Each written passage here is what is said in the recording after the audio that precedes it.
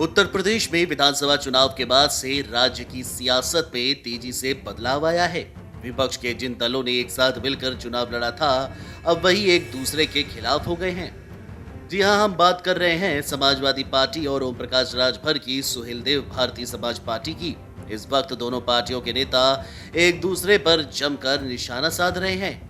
इस बीच ओम प्रकाश राजभर की नजदीकियां फिर से भारतीय जनता पार्टी से बढ़ने के संकेत दे रही है। राजभर खुले मन से मुख्यमंत्री योगी आदित्यनाथ की तारीफ करने लगे हैं। सरकार ने भी उन्हें वायु श्रेणी की सुरक्षा उपलब्ध करा दी है। राजनीतिक गलियारे में चर्चा है कि एक बार फिर से दोनों पार्टियां साथ आ सकती हैं। इस पर जब राजनीति के जानकारों और वरिष्ठ पत्रकार से हमने बात की तो उन्होंने कहा कि ओम प्रकाश राजभर की पार्टी को पहचान 2017 में मिली थी। तब भाजपा से गठबंधन करके ही सुहेलदेव भारतीय समाज पार्टी को 4 सीटों पर जीत मिली थी। इसके पहले इस पार्टी का कोई भी अस्तित्व नहीं था। इसके बाद योगी आदित्यनाथ की सरकार में ओपी राजभर को कैबिनेट मंत्री भी बनाया गया और उनके बेटे को भी राज्य मंत्री का दर्जा मिला। यहीं से ओपी राजभर को एक बड़ी पहचान मिली। इसके बाद ओपी राजभर को लगा कि वह खुद के दम पर काफी कुछ कर सकते हैं। फिर 2022 विधानसभा चुनाव तक उन्होंने भारतीय जनता पार्टी को डैमेज करने की खूब कोशिश की। समाजवादी पार्टी के साथ आए, मजबूत गठबंधन बनाने की कोशिश की, लेकिन फायदा नहीं हुआ। विधानसभा चुनाव के बाद ओपी राजभर को अखिलेश ने एक तरह से किनारे लगा दिया। एमएलसी, राज्यसभा और फिर राष्ट्रपति उपराष्ट्रपति चुनाव तक में नहीं पूछा।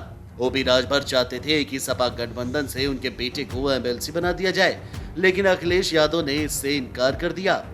सुहेलदेव भारतीय समाज पार्टी के कई बड़े नेता राजभर का साथ छोड़कर साइकिल की सवारी शुरू कर चुके हैं। इससे ओपी राजभर खौफ में हैं। उन्हें डर है कि उनकी पार्टी ही खत्म न हो जाए। पत्रकारों के अनुसार ओपी राजभर जानते हैं कि अगर उन्हें राजनीति में टिकना है तो सत्ता के करीब रहना ही पड़ेगा। इसलिए ओपी राजभर तो फिर से गठबंधन में शामिल होने के लिए बहुत कोशिश कर रहे हैं, लेकिन भाजपा अभी वेट एंड वॉच की स्थिति में है। इसे समझने के लिए हमने योगी सरकार में मंत्री और भाजपा यूपी के एक वरिष्ठ नेता से बात की। उन्होंने कहा कि भाजपा के अकेले दम पर यूपी में सरकार बनाई है। अभी हमारे साथ अनुप्रिया पटेल और संजय निषाद का मजबूत गठबंधन है। ऐसे में फिलहाल किसी तीसरी पार्टी से गठबंधन की बात नहीं बनती है। हालांकि ओपी राजभर को लेकर पार्टी काफी संभल कर फैसला लेगी। भाजपा नेता ने दावा किया, राजभर ही नहीं, कई छोटे दल और यहां तक कि समाजवादी पार्टी के कई विधायक भी हमारे साथ आने की कोशिश कर रहे हैं, लेकिन अभी हम ये देख रहे हैं कि उनको साथ लाने से हमें क्या फायदा होगा। पार्टी कई बिंदुओं पर परखने के बाद ही कुछ फैसला लेगी। वहीं भाजपा नेता ने आगे कहा कि सुहेलदेव भारतीय समाज पार्टी को लेकर पार्टी के अंदर कई तरह के विचार हैं, क्योंकि वह स्थिर नहीं है। इसलिए उनको लेकर कोई फैसला लेने से पहले काफी सोच विचार करने की जरूरत है। अभी 2024 लोकसभा चुनाव में काफी समय है। ऐसे में फिलहाल इस पर फैसला लेना जल्दबाजी होगी। जहां एक तरफ ओपी राजभर की भाजपा से नजदीकियां बढ़ रही हैं, तो दूसरी ओर सपा से तलखी भी बढ़ रही है। राजभर की पार्टी से इस वक्त भगदड़ मची हुई है। पार्टी के 200 से ज्यादा नेता ओपी राजभर का साथ छोड़ चुके हैं। ज्यादातर ने समाजवादी पार्टी का दामन थाम लिया है। यहां तक कि ओपी राजभर के खिलाफ उनके ही इलाके में पोस्टर लग गया है।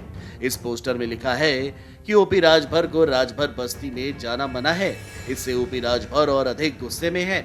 वह इसके लिए समाजवादी पार्टी और खासतौर से अखिलेश यादव को जिम्मेदार ठहरा रहे हैं। उनका आरोप है कि अखिलेश सुहेलदेव भारतीय समाज पार्टी को खत्म करने की पूरी कोशिश कर रहे हैं।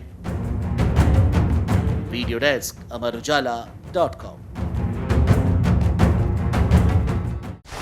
डाउनलोड करें अमर उजाला ऐप और पाएं खबरें लगातार। अगर आप ये वीडियो YouTube पर देख रहे हैं तो हमारे चैनल को सब्सक्राइब करें और बेल आइकन को दबाना ना भूलें। अगर आप Facebook पर ये वीडियो देख रहे हैं तो हमारे पेज को लाइक करें।